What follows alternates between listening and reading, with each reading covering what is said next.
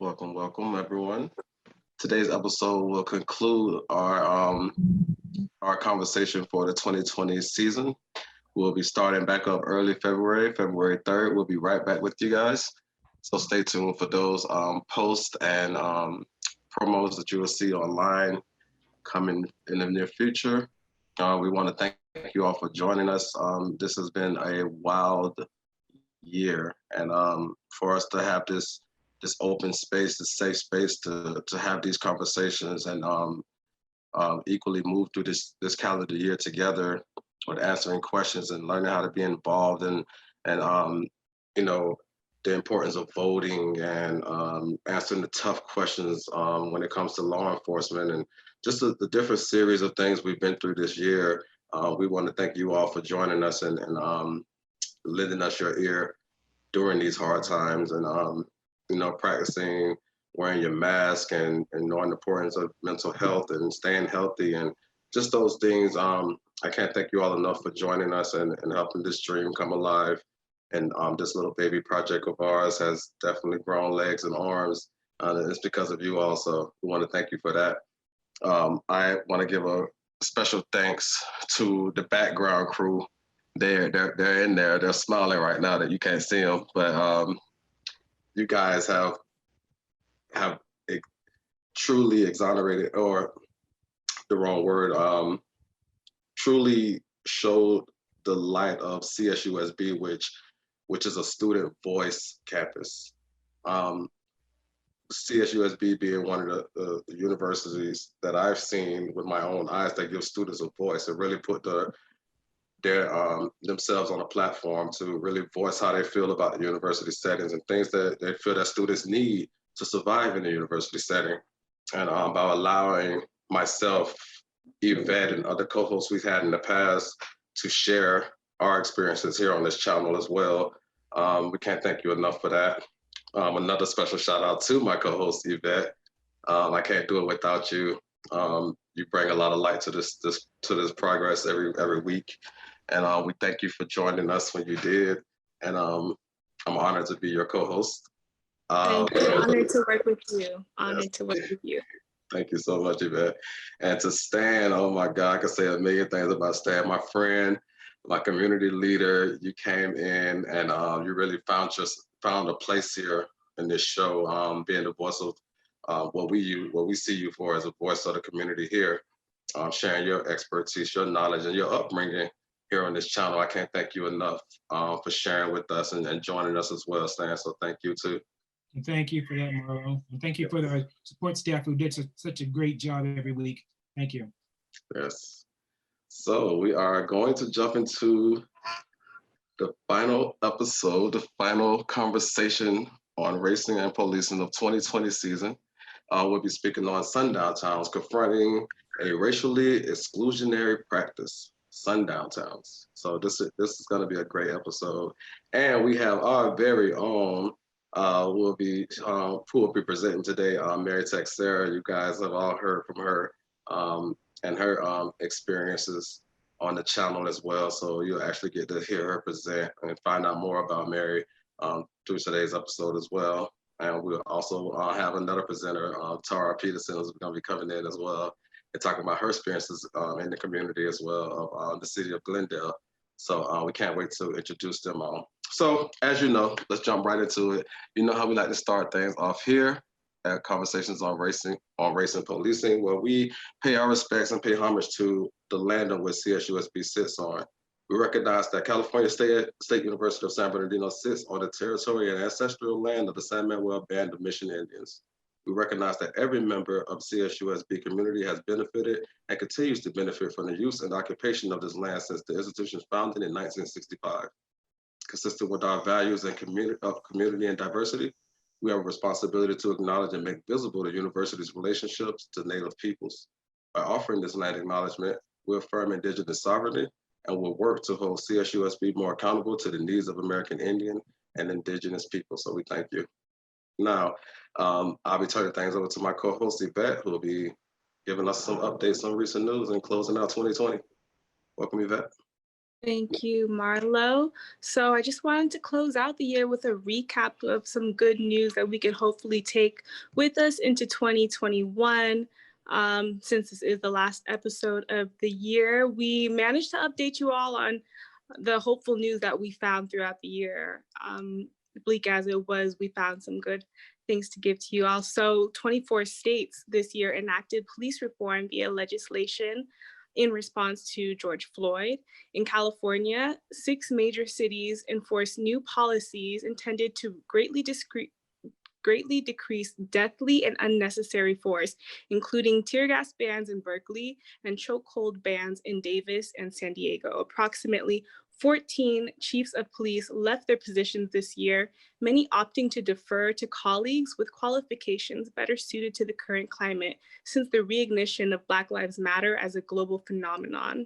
So 2020 might not have been your year, but hopefully we could help shine a light on the positive notes and shine a light on how positive impact can be made when we all organize together against racial injustice and systemic abuse of power. We're going to go ahead and introduce our presenters. First and foremost, we have our very own Professor Mary Texeira, who has been an instructor of sociology at California State University, San Bernardino for over 25 years. She teaches hundreds of students. She's been teaching us here in this setting as well. And we are happy to have her on.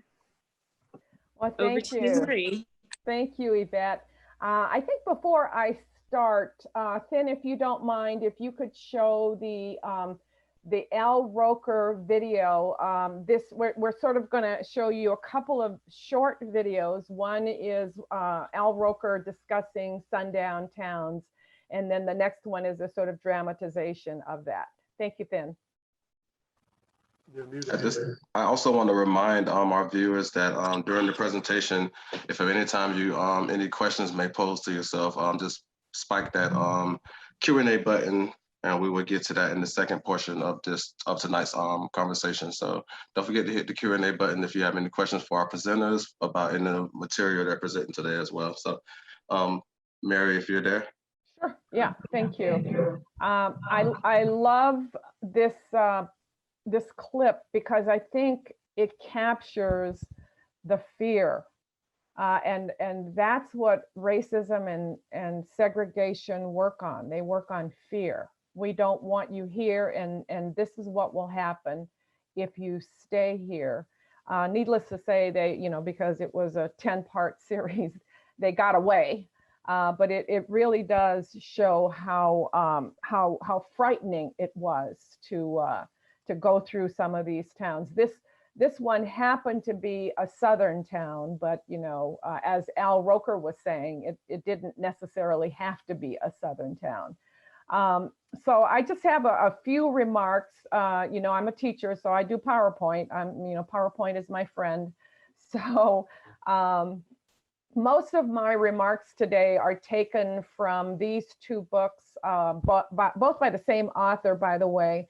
I was aware of this one first, Lies Across America by James Lowen, and he looks at all of the landmarks and the markers of society and civilization, I guess, and he just sort of shatters all of those myths surrounding those. And then this is, specifically is about sundown towns all across the United States.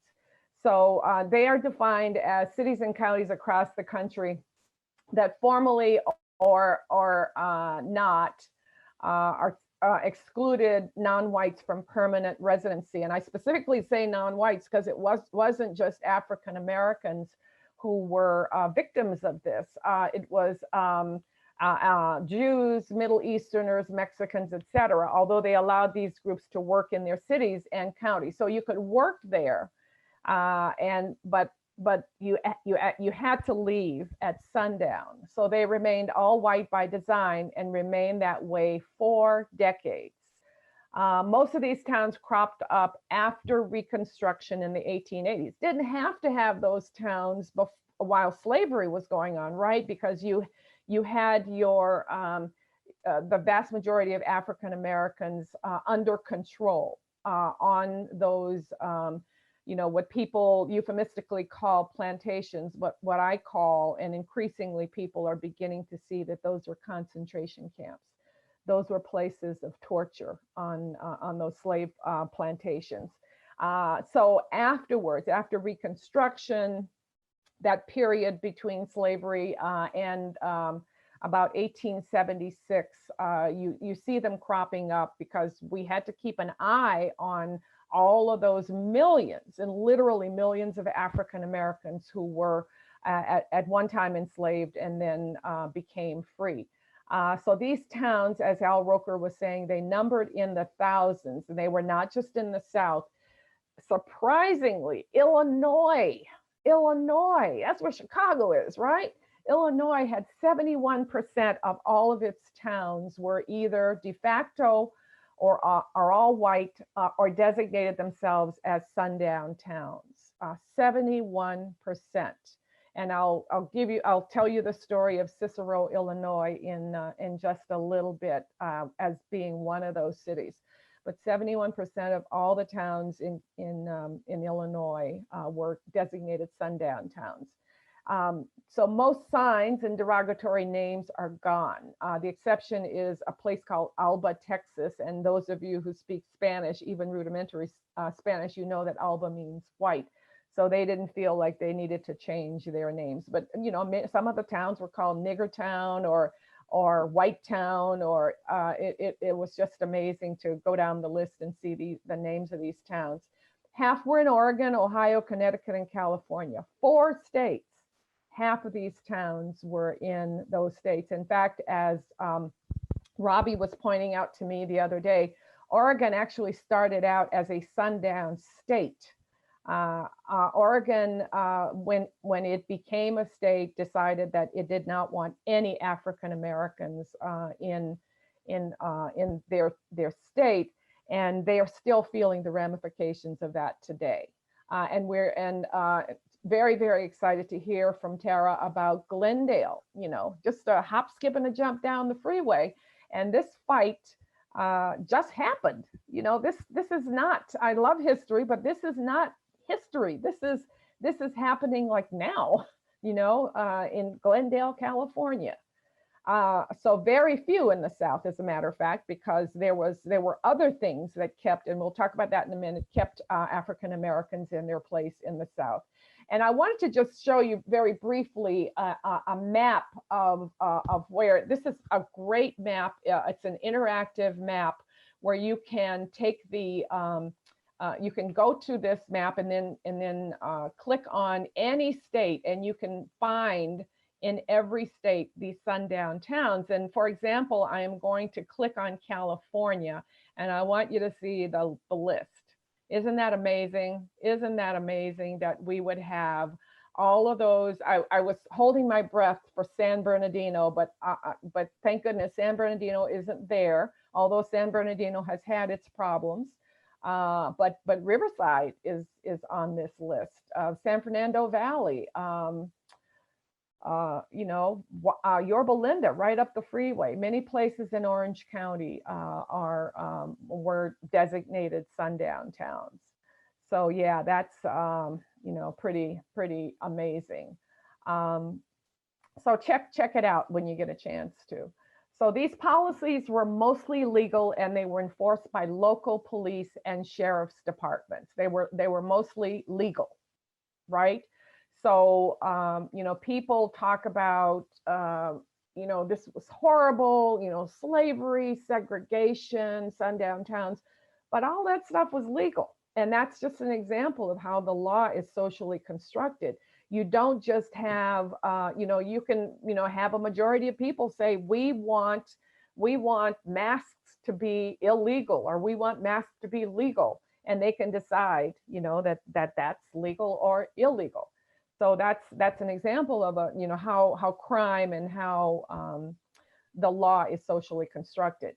So an encroacher, and these 3 people that you see in the film were encroachers, had to be given a special work or visitor permit by law enforcement. So if they wanted to work in the town, if they had to visit the town for a special, maybe a sick relative or whatever, they had to have a special permit in the United States of America. As in the film, failure to comply could lead to serious injury and even death. It's important to note that they were but one form of segregation implemented to exclude groups.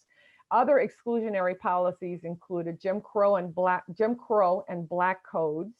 And if you don't know what those are, because of time limitations, please look them up. Jim Crow kept African Americans pretty much in bondage until about 1965. And then there are some places down south that you can still go and can't live freely. And then the black codes, which happened during slavery, of course, lynching, convict leasing, where you would just arrest an African American for the flimsiest of reasons, and then arrest him and then lease him out to the former plantation where he or his relatives were once enslaved. Excuse me, burning out rival businesses, redlining, which is the federal government participated in this, banks, insurance companies, where you would not give insurance, or you would not sell to African Americans, or the insurance would be more expensive. Unscrupulous real estate agents who sort of led African Americans, oh, this is a nice area, but wouldn't you like to live over here in Carson? There was a big study in the South Bay a few years ago about real estate agents directing whites to Torrance and other places in the South Bay, and then African Americans to Compton and to Carson. So, just a lot of different ways. Restrictive covenants. I was just watching a documentary on the Reagans, and he was kind of laughing about, I'll sell my house to anyone. But he would not make it a law that it's against the law to refuse to sell your home. But when they sold their home, this wasn't in the documentary, but when they sold their home, they found that there were restrictive covenants, which meant that written in the sales documents, you cannot sell this home because we want to keep this neighborhood white. This is in a very upper middle class community near Malibu, so Pacific Palisades. So you couldn't sell to Jews, blacks, whoever it designated. And you also have at the individual level, people like Donald Trump and Donald Sterling, two Donalds, who decide to exclude non-whites from employment and living in their buildings. And this has all been documented. It's sort of ironic because Donald Sterling was the owner of the Clippers. He made a lot of money off of these black bodies, yet these same men would not be allowed to rent in his buildings, which is just adds to the craziness of all of this. And of course, you have individual Karens popping up all over to enforce segregation and to enforce, you can't do this in this neighborhood. You can't barbecue. You can't sell water. You don't belong in this apartment building. Let me see your identification, et cetera, et cetera. So they are, in fact, acting as surrogates for the police, because the police can't be everywhere, right? So Karens and they can be male or female, but that's sort of the new term now. So the message is, you don't belong here, and we have the law to back up that claim.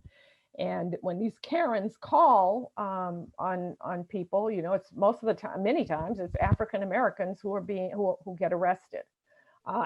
So there's another example, and I mentioned this to you earlier, Cicero, Illinois, just outside Chicago. There have been at least 16 confirmed deaths for violating the town's sundown ordinances.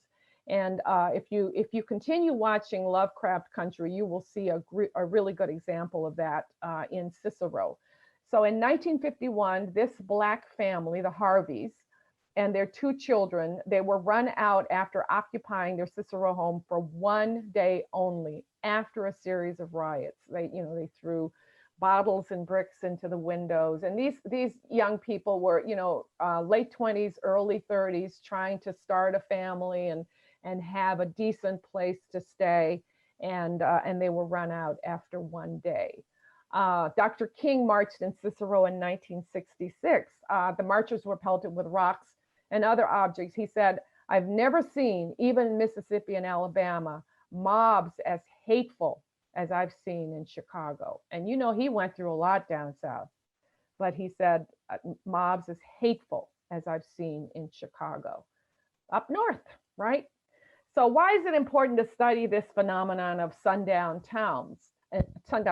Because where we live affects everything about us. That is it. Where we live, it affects what schools we go to, how we get work. Are we going to have to drive, for 2 hours to get to work, or is work right around the corner? Safety, that's definitely a factor. Friendly officers.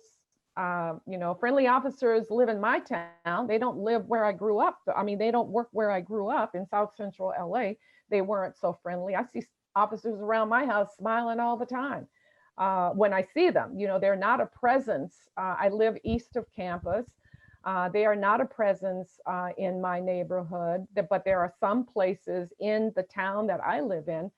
I call it a sundown street. There are streets that I will not go down in my own town because I get a real feeling, as an African American, you develop these antennae, that let you know that something's not right here. I think I need to get out of here as quickly as possible.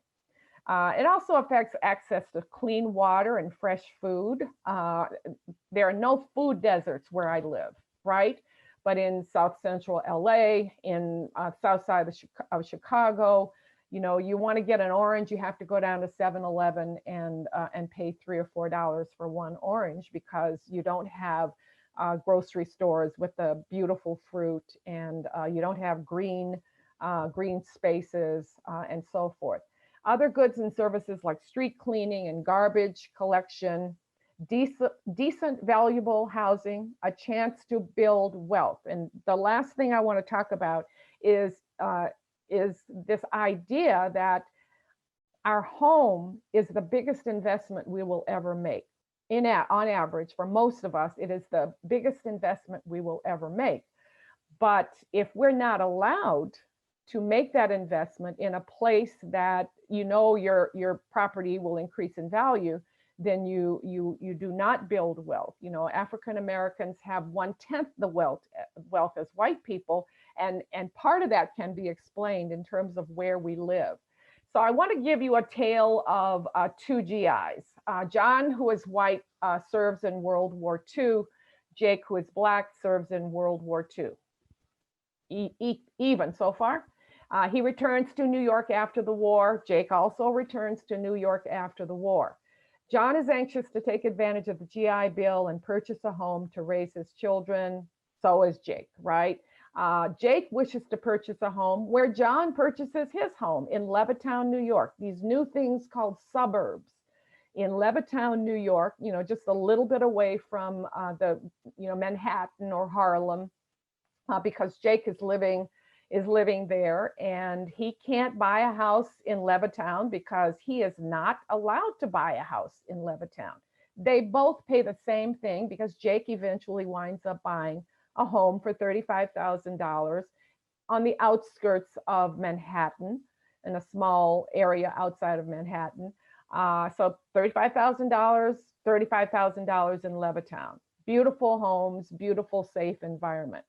John passes away in 2005, and his children sell the home for $600,000. John passes away in 2005, and his children sell the home for $100,000.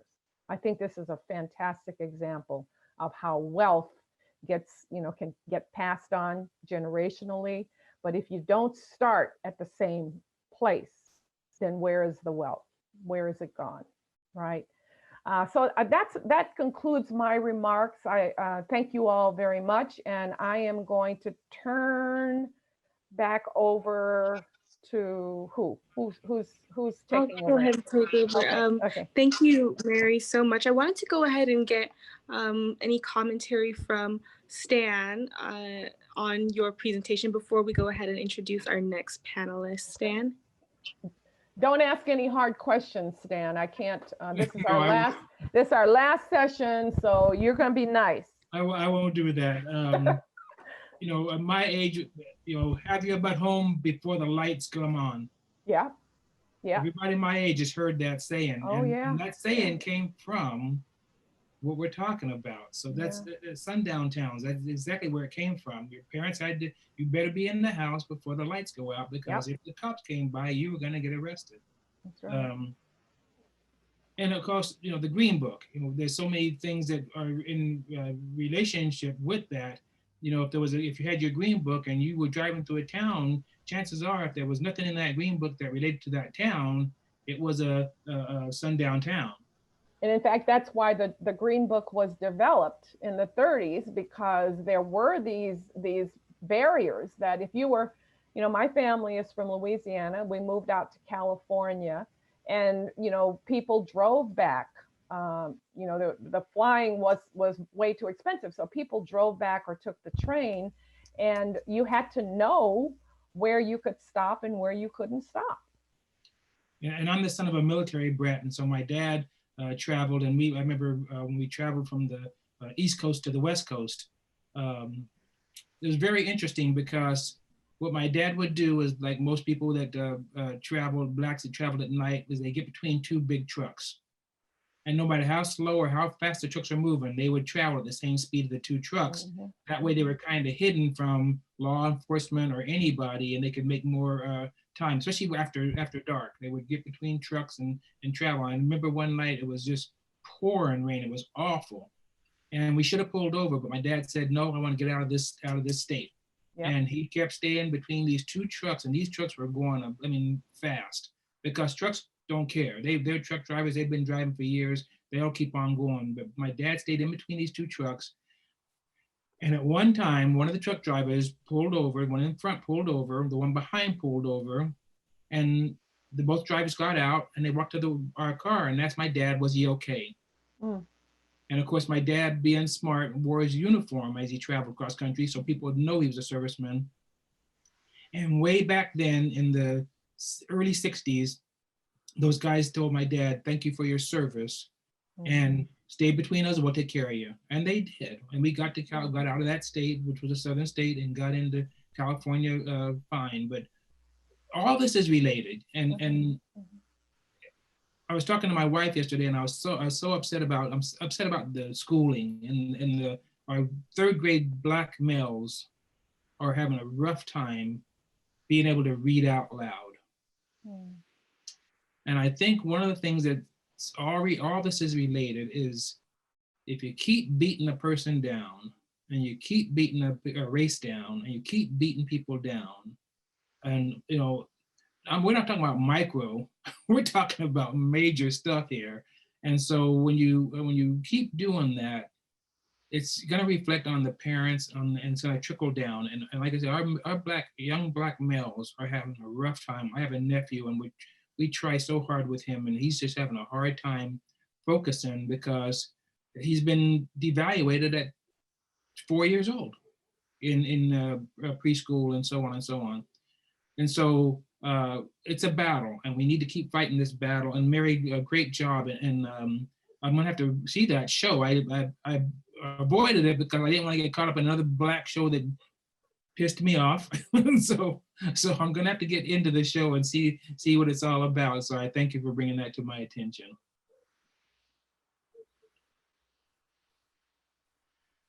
Great, thank you so much for those words, Stan. I want to go ahead and introduce our next panelist.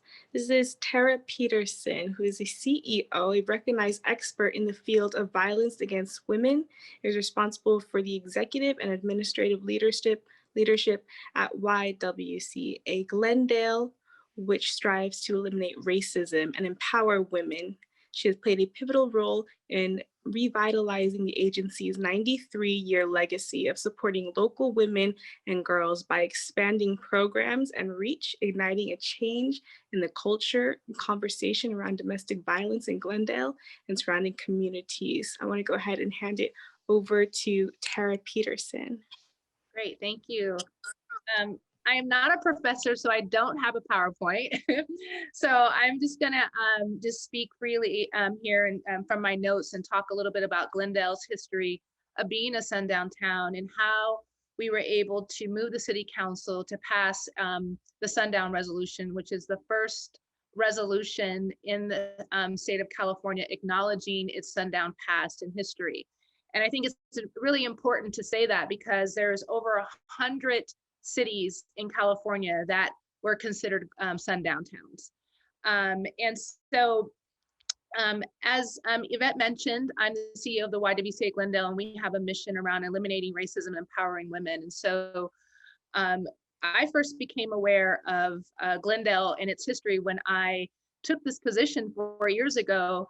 You know, the first thing I did was, and I think most Black folks, we do this, is Google, you know, where are the Black people at in the community that you're about to move to, right? You want to see what the demographics are of the community. And I realized that Glendale had very few Black folks reported into on the census. And so I was kind of like concerning to me and interesting at the same time, because Glendale is the third largest city in Los Angeles. And to have less than 1% African Americans, that means there's probably a bigger issue going on here, right? And so that kind of, I still took the position, despite that fact that there's not a lot of Black folks who live here in Glendale.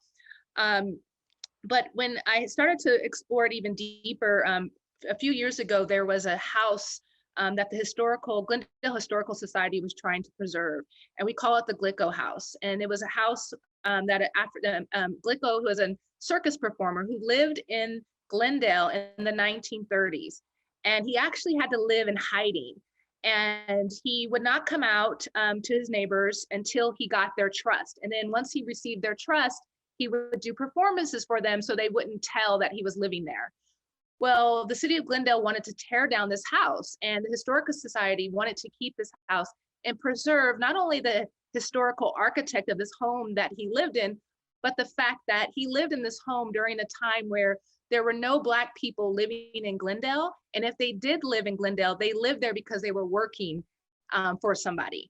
Unfortunately, the city of Glendale tore down the house, and it really began to open the eyes for us and some of the other African American people in this community about Glendale not wanting to talk about its past, its racist past. And that was what they said in their city council report, is that, you know, we don't want to bring up the past. We just need to move forward. And not wanting to admit that it was once a sundown town. And so they kind of went through this whole thing of saying that, you know, we're not the only city. There are other cities as well that acted this way. So therefore, this is not something just only for Glendale. And that was their excuse. And we really felt that that wasn't, that we didn't want to let that slide. And so we brought together a group of people and we formed the Coalition for an Anti-Racist Glendale. And just to share some demographics about the city of Glendale, because I think it's extremely important for people to hear this, these demographics. So overall, in 1940, there were 47 Black residents, and they were women. All but one were domestic servants who lived with white families where they were employed. 6 women were fortunate enough to live with their husbands, who were also in the service area. 11 women were reported married but did not live with their husbands. So during the 1940s, and we only had about 47 Black folks, and most of those were women. So Glendale seemed to be primarily a residence for women, and tolerated women between the 1930s and 1940s if they lived here as a place of employment.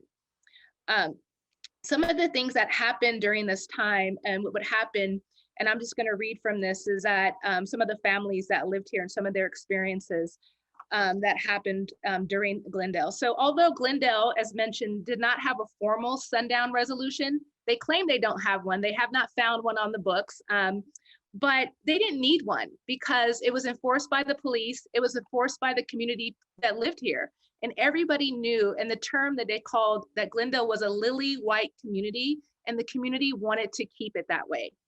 And so it wasn't a surprise. Most people knew that. Most people who traveled from in Los Angeles would actually avoid going through Glendale. They would go around Glendale to get home because they knew if they went through Glendale, the possibility of them getting stopped by the police and getting harassed would be there.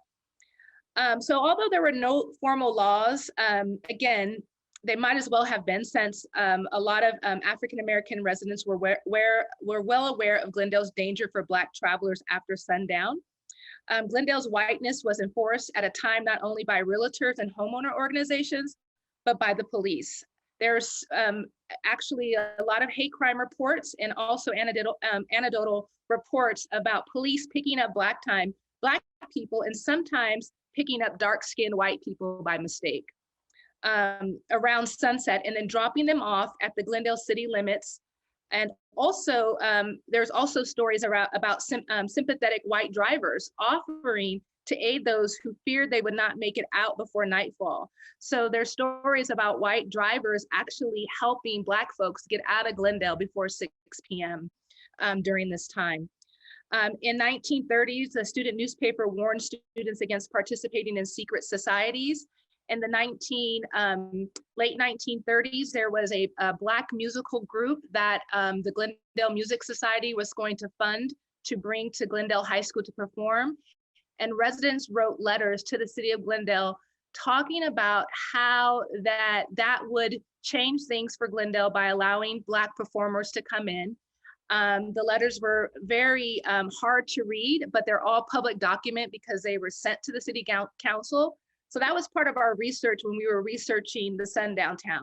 Because when we brought this to the City Council about the need for this, and we really brought this forward after the death of George Floyd and said that, hey, if we're gonna talk about race and racism, you need to first acknowledge your past.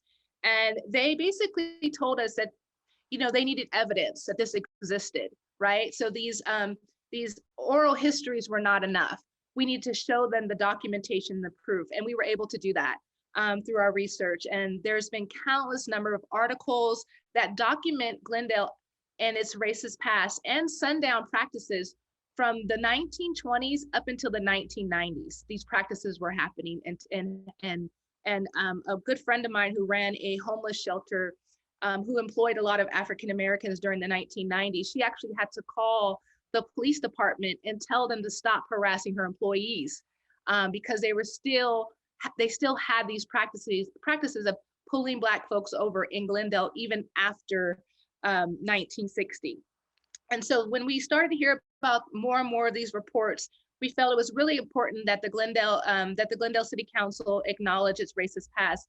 But anytime you do any kind of resolution, there's three things that have to happen. You have to apologize, you have to acknowledge, and you have to atone for your past. So it's not just about the apology and the acknowledgement, but what are you gonna do to make things different? Because the reality is Glendale is still 1.6%, Black people are 1.6% of the population. And a lot of that is because of the housing restrictions that were in place. And so just imagine, 40 years ago, you wanna buy a house in Glendale, it could have cost you like $100,000, but now a house in Glendale is over $1 million, right? And so those type of restrictions are really why we don't see a Black population. The other thing that we people start to talk about is when we start looking at employment in the City of Glendale. City of Glendale has done a great job in increasing employment for its Armenian community, which is our biggest community here. But an unintended consequence of that is that the Black population in the city employment has decreased by 54% over the last 10 years after affirmative action was taken away. And their response is, well, our workforce represents the community. Well, the community looks the way it looks because of the restrictions you had in place. So that's a false argument that you can't make that argument. And so anytime anyone challenges us on the argument of, well, this is why our workforce looks this way because our community looks this way, we have to remind them why the community looks that way. So we worked really, really hard to come together to move forward this, because we knew that these informal methods to exclude Black people and people of color in Glendale, which included violence, harassment from Black people, not just people who lived here, but people who wanted to come and visit here. We've heard stories about people, their family members getting pulled over or being harassed for just wanting to come and visit, even in the 1990s. And so there's news articles from the 1900s to the 1990s, tons of oral history that actually document the hostility and discrimination. The Glendale, Black folks were prohibited from being buried in the Glendale Forest Memorial Lawn Park until the 1960s. So Black folks could not be buried in the Glendale Forest Lawn Memorial Park until after 1960. Other formal methods that kept Glendale all white were, again, the racially restricted covenants in housing in the 1910s and 1920s. These racially restricted housing, they were actually noted in advertisement for Glendale homes. So in the advertisement, it would actually say that. And by the 1940s, Glendale was noted as a model for other communities that wanted to racially restrict housing. And in 1940, Glendale was cited by the California Real Estate Association as being worthy of a singular praise in its utilizations of measures to keep it 100% Caucasian race community due to the promotion of a pledge by homeowners which read, "I will not sell or rent to any person or groups other than the Caucasian race." In 1940, the Glendale chapter formed the Race Restriction Committee to establish this to happen for perpetuity. So for as long as you own this house. And as late as the 1949, Glendale Realtors proudly declared the city 100% Caucasian race community in its annual directory. And so when we talk about the exclusion of Black folks in the city of Glendale, it's a hard conversation to have because, again, our community is still predominantly white. So we're having conversations with people who lived here, people who actually signed these covenants, people who actually still have property that say this on their deed. And so it's always a difficult conversation to have. And so although there was no official record of a sundown town, there, again, like I said, there's so much document. There was also, in 1938, the Los Angeles City Park Commissioners refused to allow, there was one Black civil conservation corps that existed. It was African American Conservation Corps that existed, and they wanted to bring them to Griffith Park area. And they actually, in order to keep them out of Griffith Park, which is not Glendale, but the people in Griffith Park made the argument that they could not allow this all African American group who was here to restore our parks, build, to work, to live, to rent this spot for these Black workers because of the surrounding cities, which were sundown towns. So they used that as an argument. So other places that may not have been sundown towns used Glendale as being a sundown town as a way to prohibit Black folks from coming in other communities. Additionally, Glendale had a history and is home to white supremacist organizations as early as the 1920s. In the 1960s, the KKK was active in Glendale and actually had a building on Brand Avenue, right down the street from the Americana, where we all shop. And that was in the 1960s. And there were other national groups that were involved in Glendale in the 1980s and 1990s as well. So from the redlining to the racial exclusion, we just felt that Glendale needs to finally acknowledge this history, and we were able to get them to do that by passing the Sundown Resolution. And it really took a lot of community members, a lot of allies and supporters. Again, given the fact that there's not that many Black folks in Glendale, we had to really rely on our allies to help us pass this resolution. And in the resolution, the City of Glendale is not only committing funds to develop a historical context paper, which is actually a paper to document the history of Black folks and other people of color in Glendale, which actually will allow us to have actual documentation that is by the City of Glendale that we can use as historic to help share the history of this community. But they also have committed to looking at ways to do police reform. And so we're working with them on that. They're also committed to putting together and addressing racial diversity, equity, inclusion for the first time. And we were able to use the Sundown Resolution as an opportunity to really continue to advocate for more change. Because now you're committing to wanting to be this new community. We have to hold you accountable now. And so we've been able to work with the City of Glendale to do that. And so again, the last thing that I'll say is that this is the Sundown Resolution. You can find it online. It's a very powerful resolution. It acknowledges, it apologizes, and it atones to the best way it can.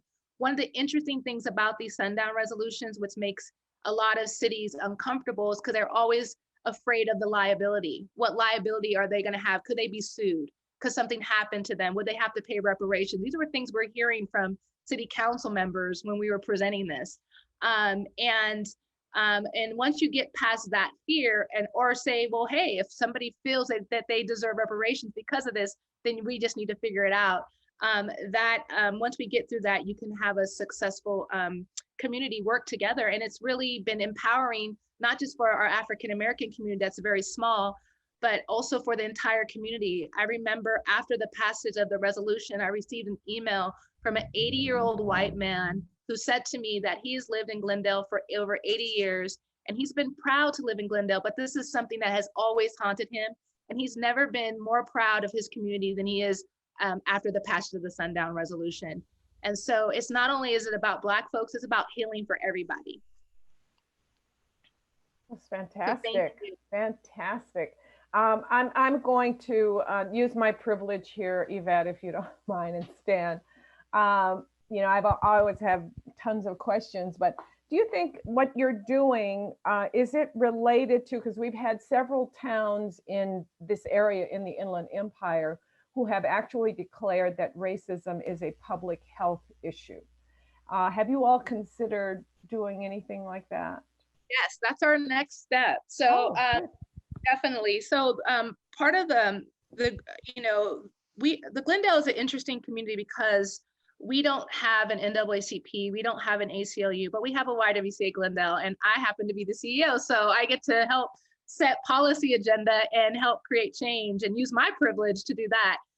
So one of the priorities for us is around addressing racism as a public health issue. We think it's extremely important to do that. And also figuring out how we can use LA County passed a resolution, it's not too long ago, but because the City of Glendale sometimes has its own municipal, its own city council, they sometimes don't realize that they also have to follow the LA County rules as well. And so we have to make sure that they do that. So we're hoping to leverage that LA County resolution that was passed back, I believe, a few months ago to help move the City of Glendale forward to do more, to definitely do more to address it as a public health issue.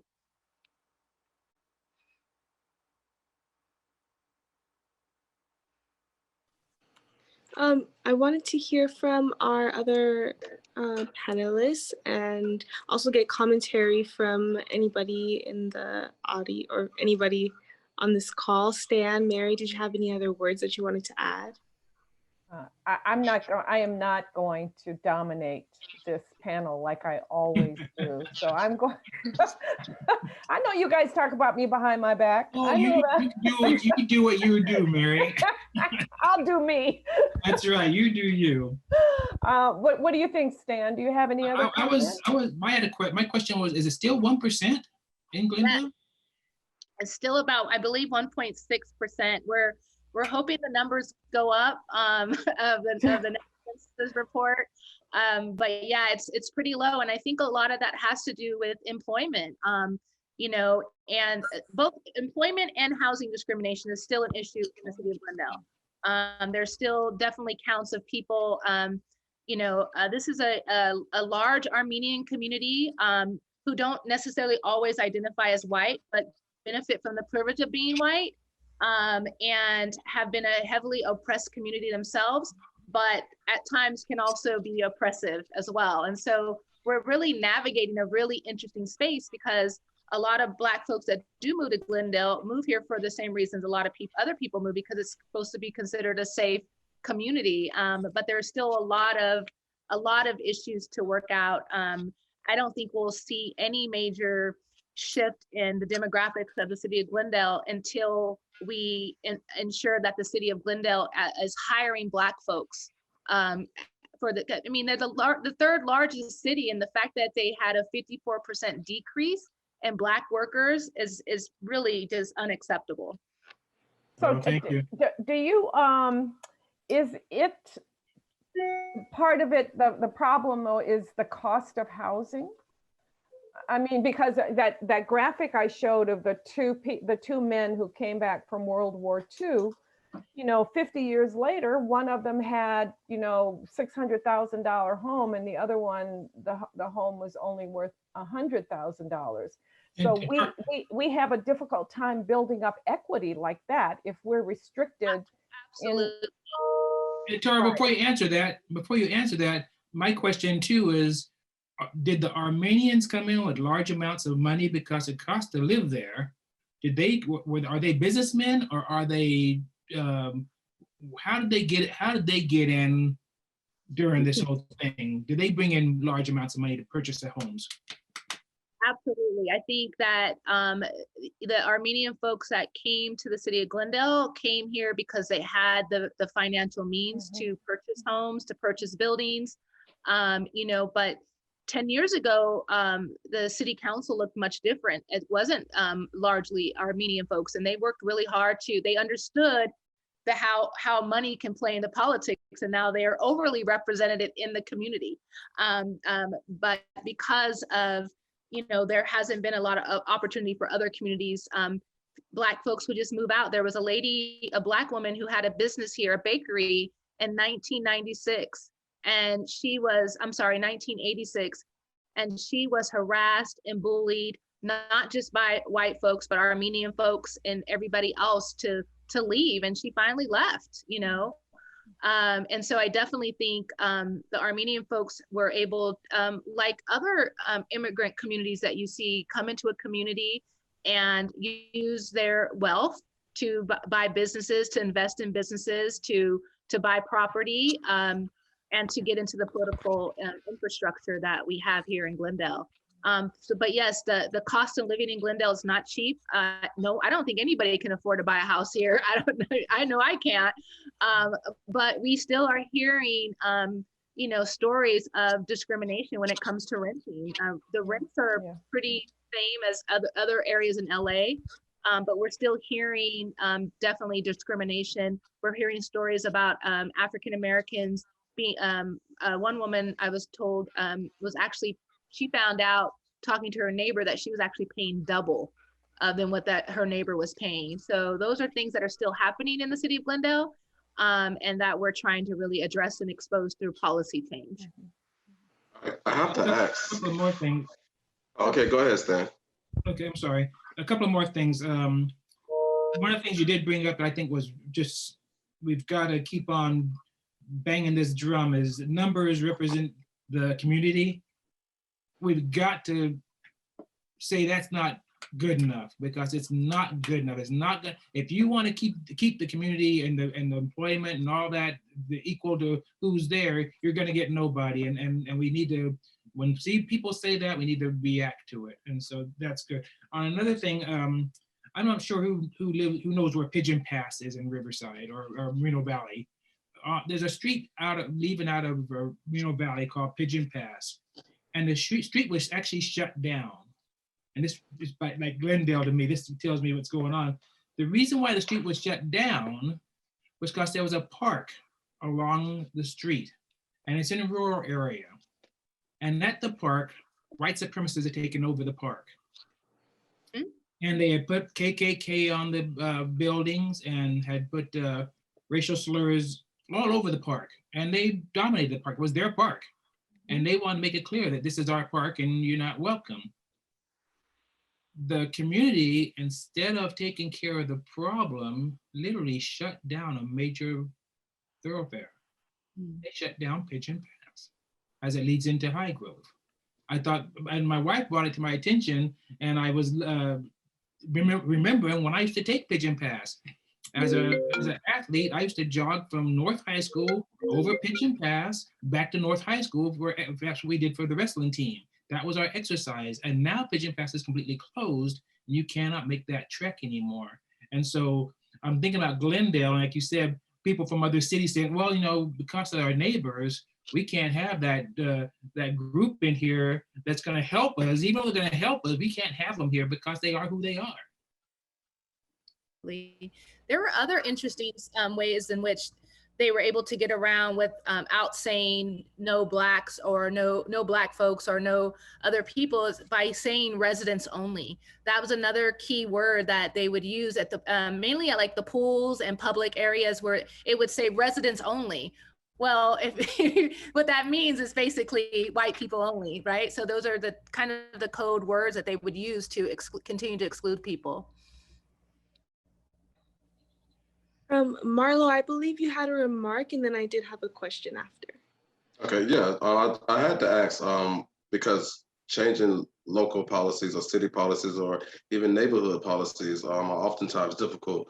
How helpful were the city council with assisting in this matter?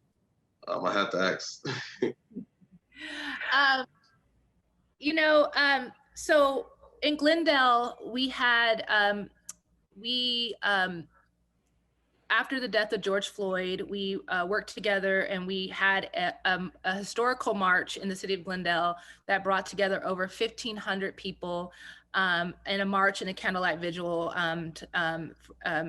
because of the death of George Floyd.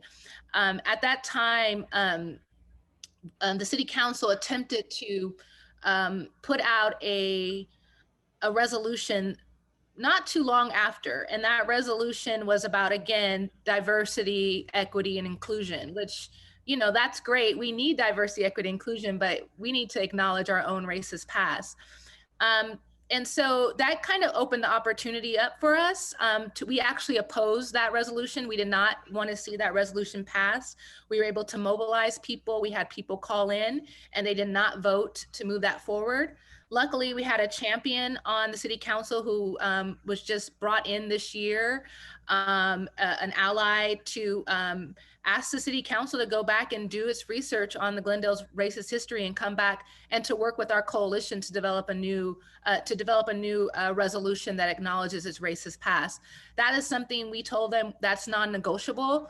And that if they don't do this, we're going to do it ourselves. So either they're going to work with us and do it together and we can all celebrate this victory and this win, or we're going to be boots on the ground, showing up at every city council meeting, right, and demanding that they pass this resolution. And I think that, once we got past the original kind of, the understanding that this really did happen. The other key thing, I think, is because the city of Glendale and the fact that it is an Armenian community, which we leverage that, and the Armenians have fought really hard for the recognition of the Armenian genocide.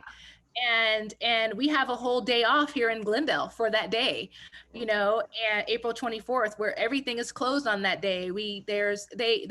They recognize the oral histories of their own community, and for them to deny this, how could you do that if you do it for one community but you're not willing to do it for the other community? And so that was another way that we were able to leverage. Glendale had a long history of passing resolutions and policies to support or speak out against things that happened when it wasn't Glendale. But once it became Glendale, they had to acknowledge their own. They had reservations, but we were able to say, wait, how can you acknowledge something that happened in Armenia, but you can't acknowledge something that's happening right here in your own city?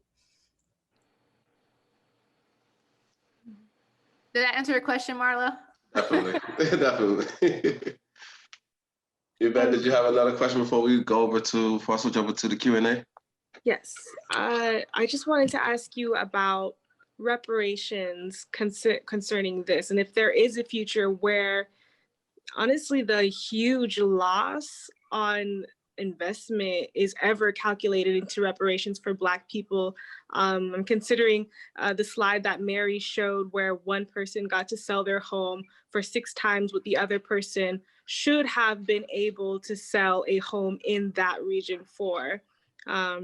Do we ever get anything back from that loss? You know, Yvette, I think that's a great question. I'm really hoping after January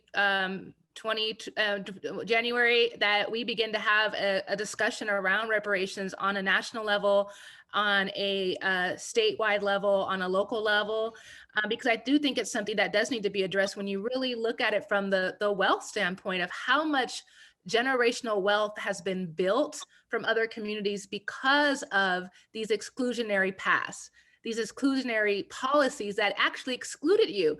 One of the interesting things I learned from James Lowen, the author, because I had a phone call with him, and he told me that a lot of times people would say, they'll bring up the argument, well, you know, Black folks probably couldn't afford to buy a home anyways during that time because they were unemployed and underemployed.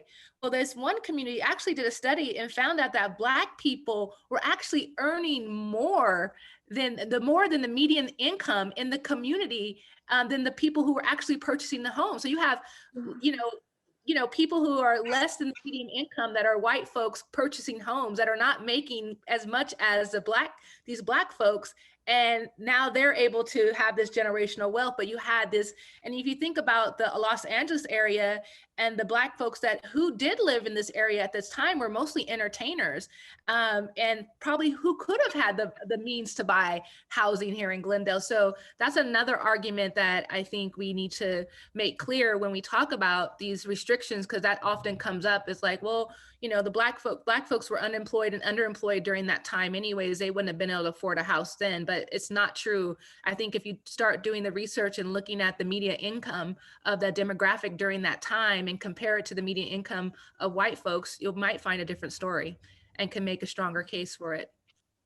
And I when you say entertainers, I recall reading the story of Nat King Cole trying to purchase a home in Hancock Park, you know, really Tony area of Los Angeles, reputation of being very liberal and very progressive. But in the late 40s, early 50s, he had to have his lawyer buy a home in Hancock Park because they would not sell him that home as an African-American entertainer making millions of dollars a year, as you said, and yet he didn't have enough money.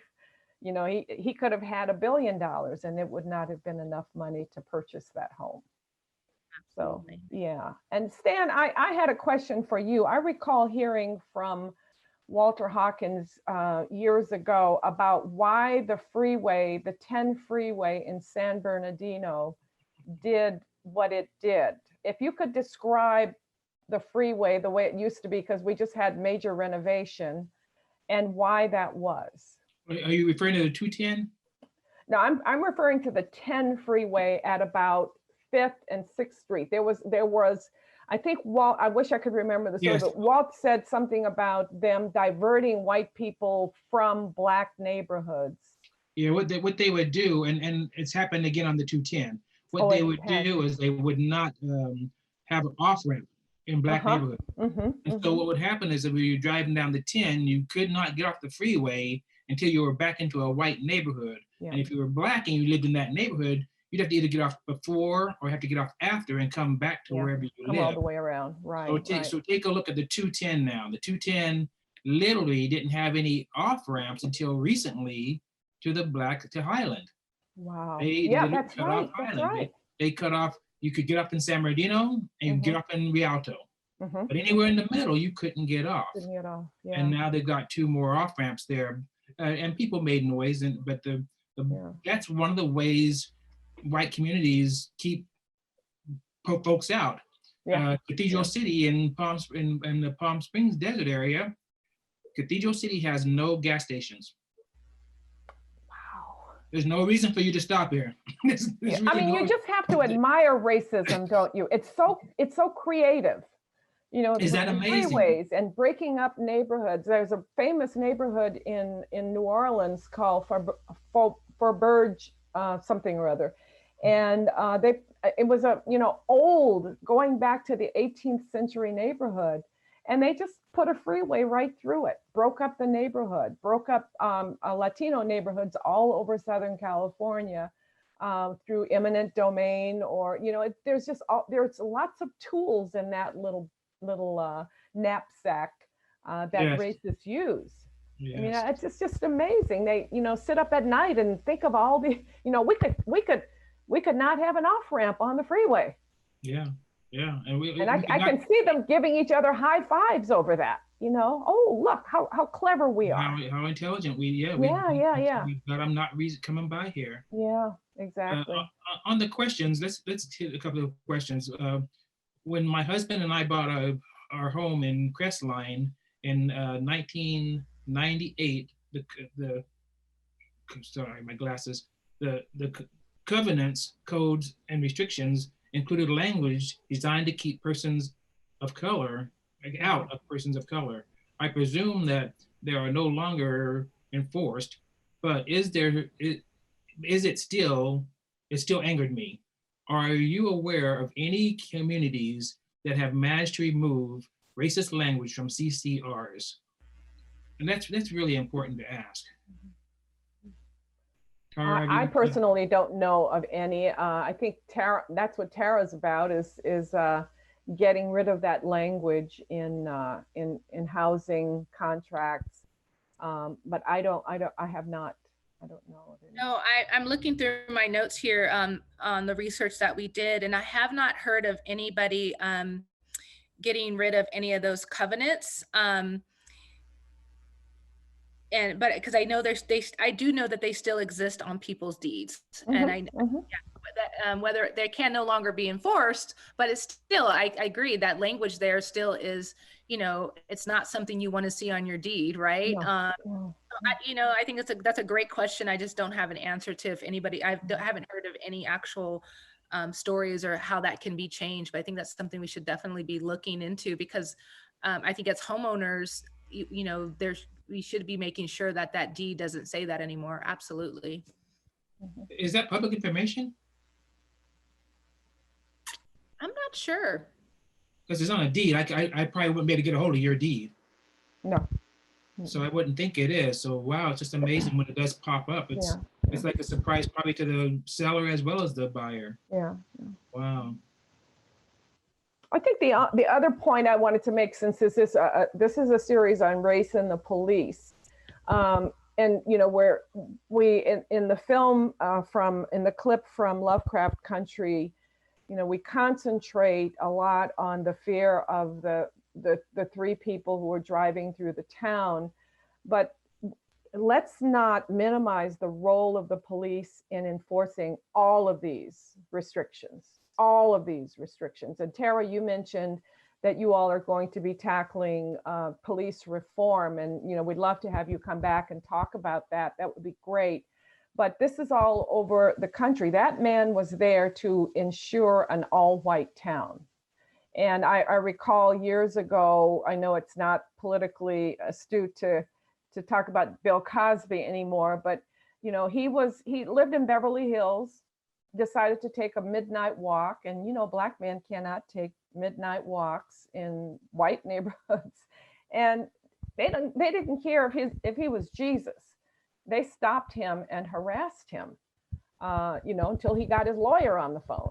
But he was just trying to take a walk through his neighborhood in Beverly Hills. So I think the police see themselves as holding the line between the bad non-white communities and the good white communities. They Absolutely. See themselves as holding that line. Yeah, and one of the things I think you guys should all be aware of is that California did pass a law, the Racial Profiling Act law, and it requires police departments to have to report racial demographics on any stops. These are not stops that normally they report racial demographics on arrest. They're required to by the Department of Justice, but they're not required to document that information based on stops. This new legislation has passed. City of Glendale does not have to have its first, they're in the process of putting together their database to collect this data, but they don't have to do their first report till 2022. You might, if you want to find out from your local community to see what the status is, because the Glendale Police Department wasn't going to even implement this new law without us asking these questions. Like, where's the status? Where are you at with this? Do you have everything in place that you need to begin to collect this data and report this data? I can't remember the legislation off the top of my head, but it is called the Racial Profiling Act, and it passed a couple years ago. And depending on how large, because the Glendale Police Department is a much smaller police department, they have longer time to put this in place, but other larger places had to report sooner, like LA City, I believe, did their first report in 2021. I believe it just passed in 2020. So that's another key thing of information that then we can then go back as a community and say, here, we have data now, right? Mm-hmm. We can actually prove that this is happening, and we know this is happening because we have data. So that's something to keep in mind. Also, something to keep in mind is that you're taking the officer's word for his stops or her stops. And in fact, officers do a lot of things that are off the books, more or less, to, harass gang or people they suspect of gang banging or whatever, so I think that's a great start, but it's not a panacea, because it's, they can get around all those things. Absolutely. Yeah. Other questions, Stan? Yeah, Jan asked the question. She said, I felt the sting of discrimination many times, but never really understood until I grew up. Well, coming from a military brat who spent the first part of his life in England before he came to California. Oh, that's why you talk so funny. It's and then we're put into a African American, a black neighborhood, and I was just shocked at the number of black people there were. I was in England; it was all white. So I'm in a black neighborhood, and I understand where she's coming from, because me personally, I had never felt any discrimination, because a military family in England, they're pretty much gods. They're there to protect English, and they respect us for it, no matter what color we are. So when I got to America, it was quite the opposite for me. I felt that there were too many black folks together at one time. I thought there was a riot. And so it was a strange transition for me. But I understand what this young lady is saying, because once I got into America and got into what was going on, the truth of the matter is it hits you every day. And it's subtle, sometimes it's not so subtle. And so one day you wake up, and I told my wife, I said, on your screensaver, put, don't push me because I'm close to the edge.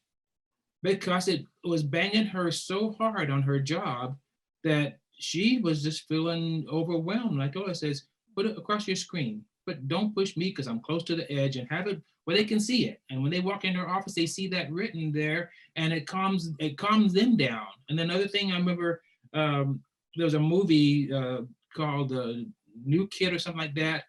And anyway, this skinny, small white guy goes to this new school, and he came out of jail, and his Eddie Griffin had told him how to handle himself.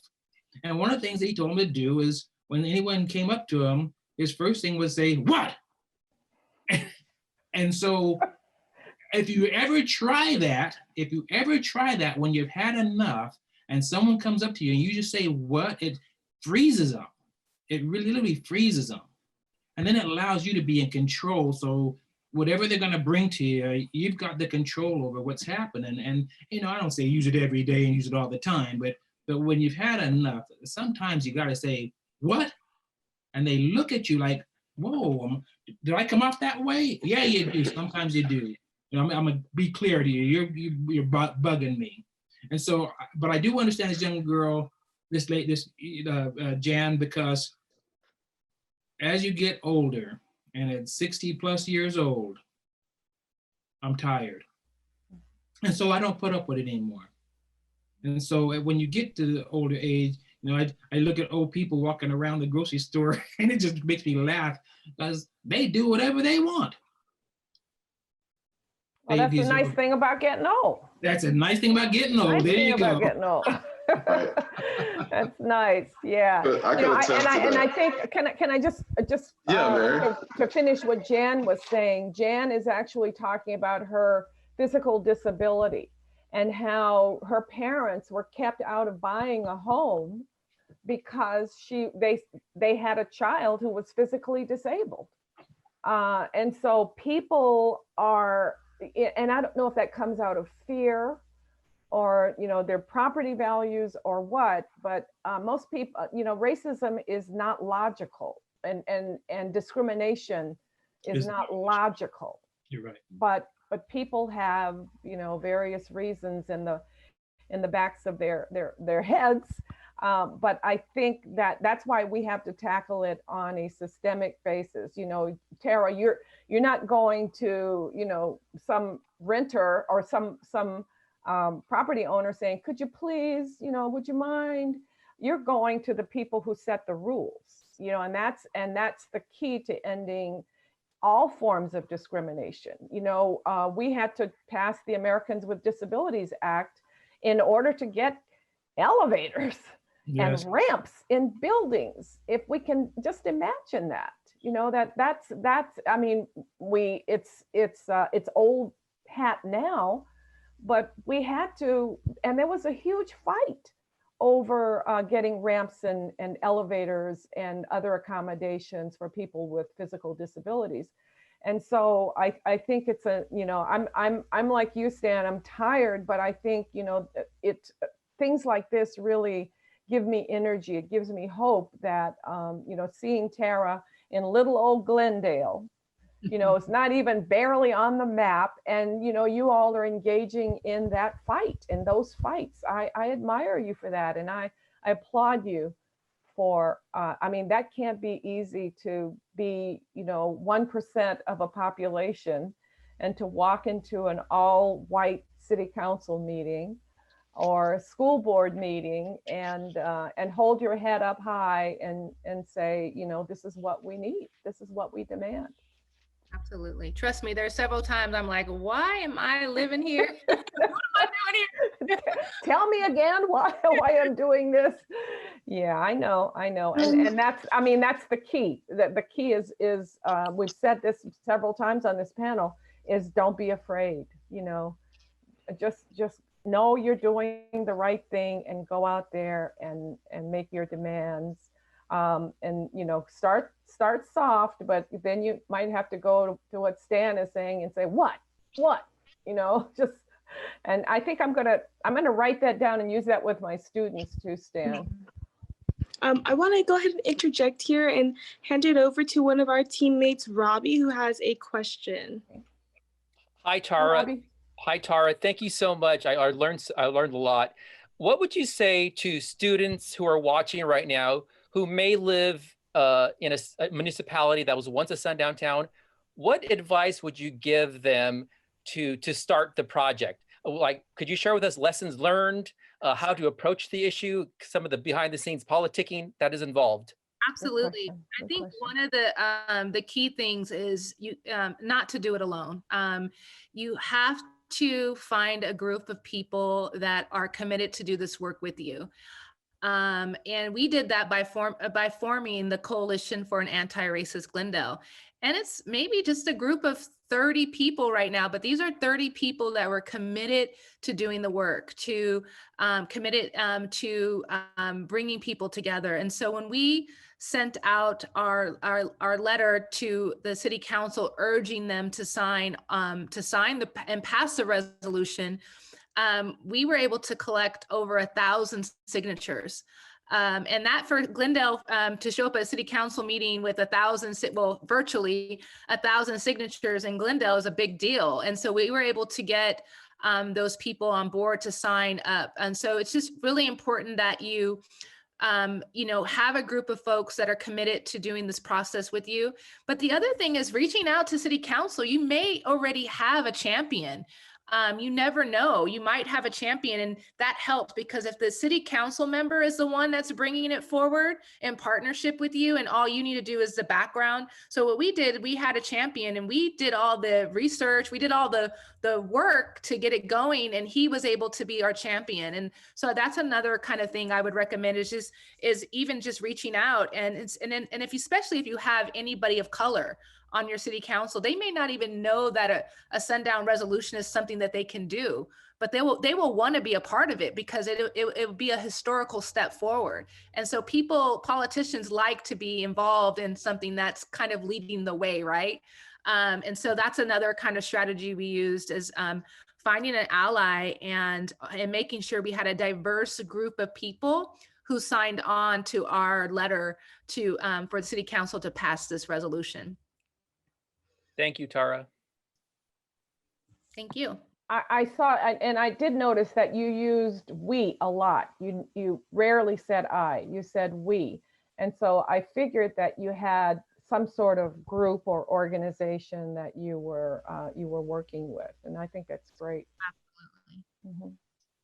I did want to add to something Stan mentioned earlier about people of color getting older and now realizing traumas that they've lived through, which were normalizations for us growing up here in the Americas. We didn't realize that, an all Black community was a poor community.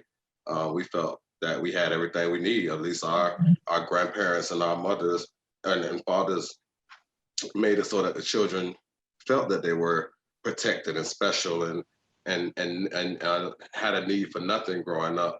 When you grow up, you realize the things that you went without. And you see other communities, once you travel and you move to other communities and you visit other schools, for that example. And you see the things that these schools, these programs that these schools have, the activities these schools have, and programs and sports and things, and you go back to your school and it's like, wow, I don't know how bad we had it, So I wanted to attest to that and just speak on that. That was a major realization that I went through as well when going through traumas of my childhood, and realizing how to help others, and how to notice those signs in others who isn't able to speak up for themselves, so you can get them the help that they need.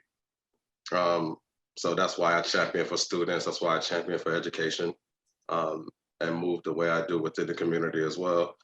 I do want to take some time to give a shout out to just some of our viewers. We've been, what you said, Mary, 26 weeks running? That's amazing. That's and for our viewers, that's even more amazing because you come back to join this conversation each week. One of our viewers, Tamara Holder, who said, "Thank you for this amazing event."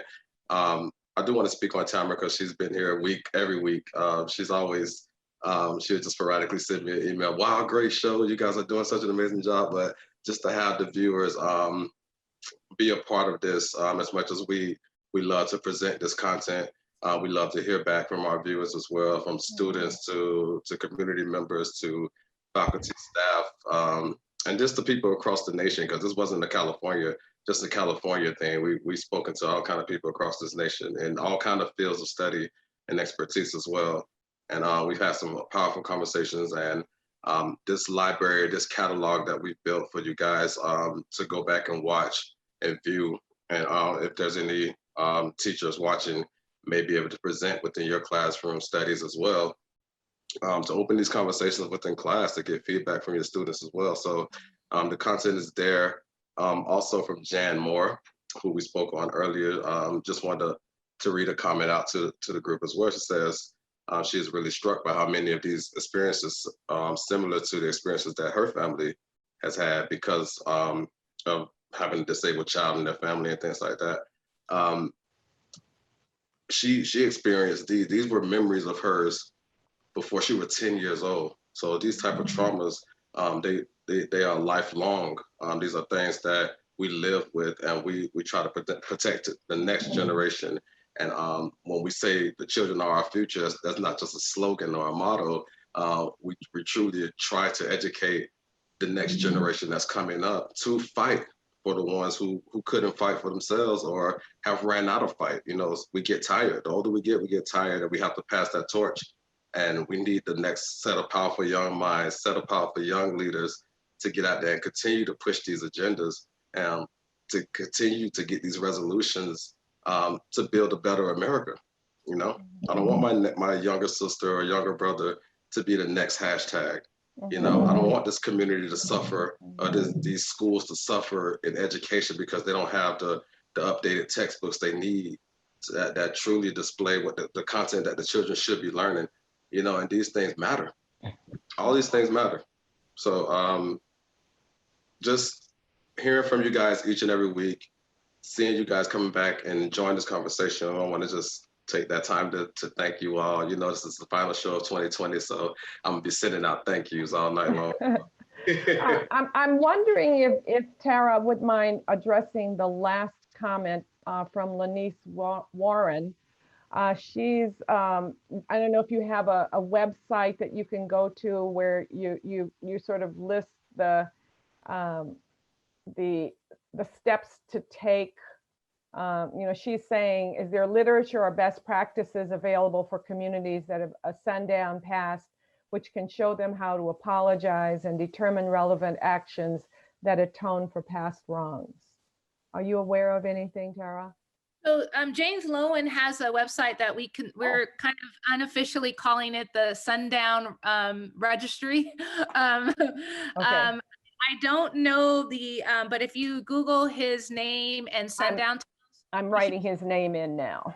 you can find it, and you can actually click on the states and see what cities are sundown towns, and you can actually, he posts other cities that have passed resolutions and what their process is. So all of the stuff that Glendale did is now there. The first city that actually passed a resolution in the United States was in Indiana, I believe, Goshen, Indiana. That's where we actually got the idea to do a resolution, because I didn't even know that even existed until I found that somebody else did it. And so you can definitely go there, and people are more than happy to, I can give my email as well. So if anybody wants to have a conversation offline, it's Tara Peterson, Tara Peterson. I guess I can type it in the chat. I'm doing it now. Tara Peterson at Glendale, YWCA.org. Not YMCA, YWCA. Which leads me to the question, the last question, I think, is, did they know you were going to do this when they hired you?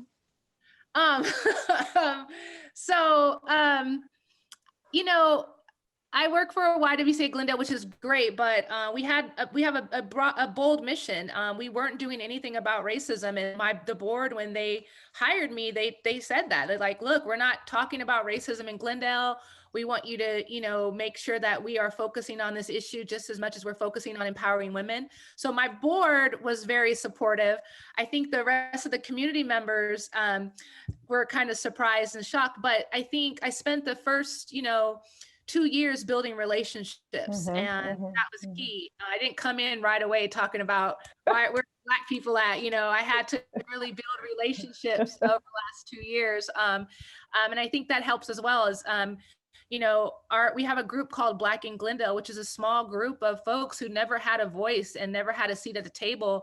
And when they came to me 2 years ago about issues they were facing in the school district, I gave them, I told them that they can have space here, that we can help them. And we wanted to really elevate their voice, because of YWCA Glendale, we're a mainstream nonprofit, and we wanted to help a grassroots organization. And so we did this in partnership with them. And that's also another key strategy, is to partner, find out who the local grassroots organization is in your community, and partner with them, because they're the soldiers. They're the ones with the boots on the ground and have the stories. I sit in this privileged place. Yes, I'm a Black woman, but I'm also the CEO of a well-respected 95-year-old organization that was founded by 15 prominent white women, right? So it's definitely something you have to navigate, for sure. Tara, has there been any pushback? Sorry? Has there been any pushback?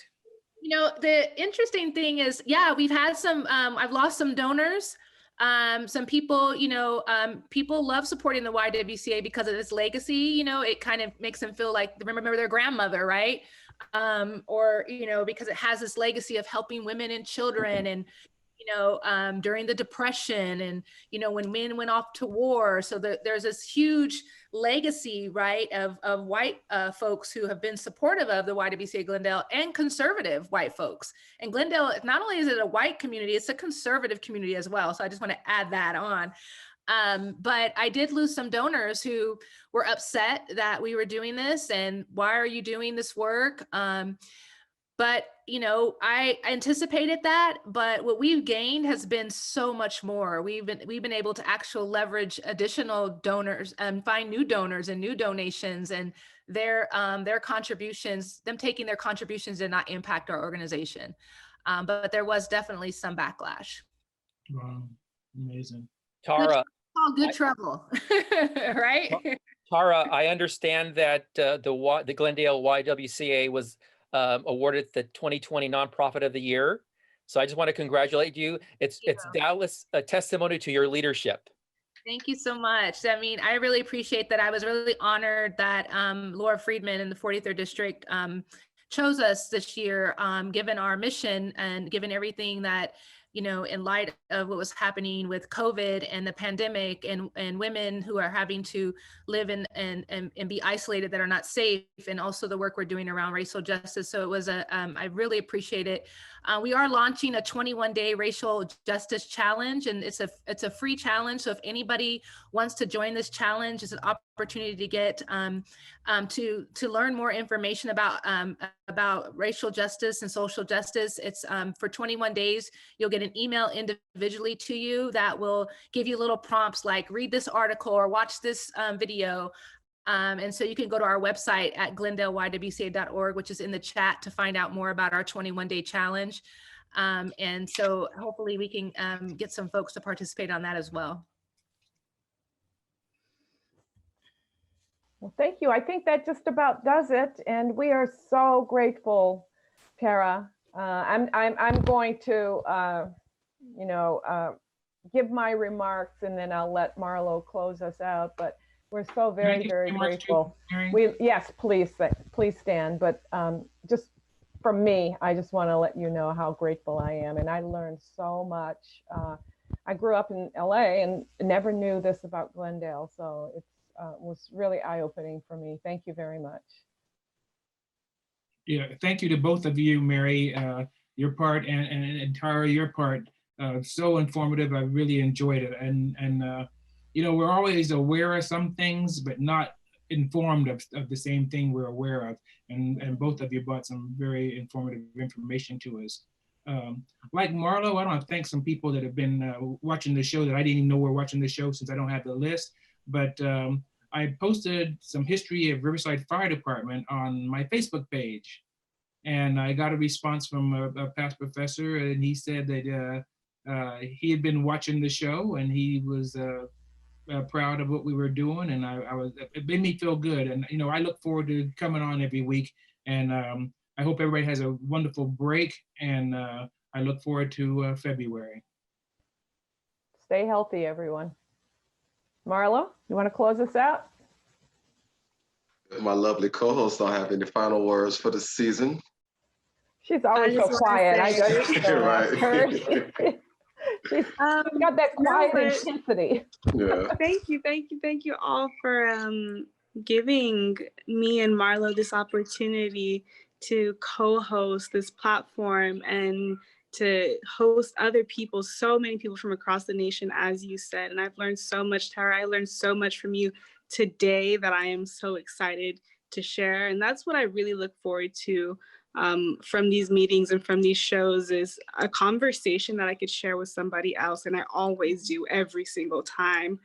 And seeing their surprised faces from the new information that I learned, and getting together and brainstorming, what are we going to do about it? And that's one of the first things we talked about when I did first come on the show with you all, is talking about how are we going to take this conversation out into our society, into our city, into our neighborhoods, and leverage the information that we take from these meetings and actually make a difference. So I'm excited for that, and I can't wait to see what we bring next in February. Yeah. And I just need to let you know that one of our organizers just posted where you can, in the chat section, where you can access all of our past broadcasts. So for your teachers out there, to assign some of these broadcasts to your students would be great, but they're going to be there forever. So take advantage. Yes, Okay, definitely. Marlo. Take your time to take some time before the broadcast and to get that link down if you want to go over any of our previous conversations. Without further ado, guys, this closes out 2020 on conversations on race and policing. I have had the best weeks with you guys in and out. Thank you for joining us. Thank you for being a part of this project. Special thanks to Mary and Tara for great presentations today with awesome conversation. Yes, definitely. Great commentary today. I'll be smiling and ready to go out there in the world and talk tomorrow to someone, tell them what we talked about today. And just to have everyone to be able to view those past episodes, those past conversations, I shall say. Definitely take your time, and it's great content, great information in there, and great pointers on how you can get started in your communities and join the fight or the conversation. Mary don't like me to call it a fight anymore. You call it anything you want. But thank you guys. Conversations on Race and Policing, the series has concluded for 2020, I'm sorry. And we'll be seeing you guys early 2021 with more content, more presenters, and more co-hosts. Be looking for a new series, guys. No, we're gonna have the same co-host. We can't get rid of our co-host. No. I almost snuck out the door there. Nope. Thank you all. This has been great. Everybody stay safe and have a really happy, restful holiday. Yes, guys. Happy Kwanzaa. Take care.